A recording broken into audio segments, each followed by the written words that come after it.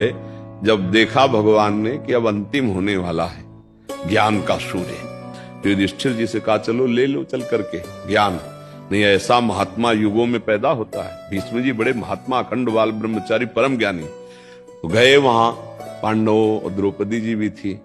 जब ज्ञान की वार्ता करने लगी तब उन्होंने द्रौपदी जी ने कहा कि पितामह आज तो बहुत ज्ञान की बातें कर रहे हो।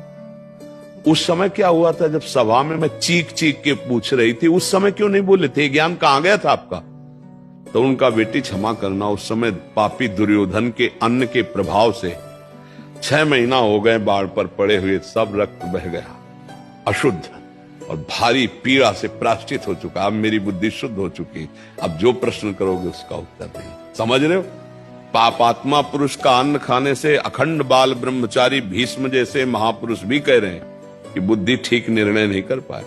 तो अगर अधर्माचरण से कमा के आप दान भी करोगे तो पाप ही होगा, क्योंकि वो भजन के लिए बैठा था, उसकी बुद्धि भ्रष्ट कर दी। तो पहले तो तुमने पाप किया, पाप की कमाई दी तो उसकी बुद्धि भ्रष्ट हो गई और डबल पाप। पाप से कभी धर्म नहीं होता।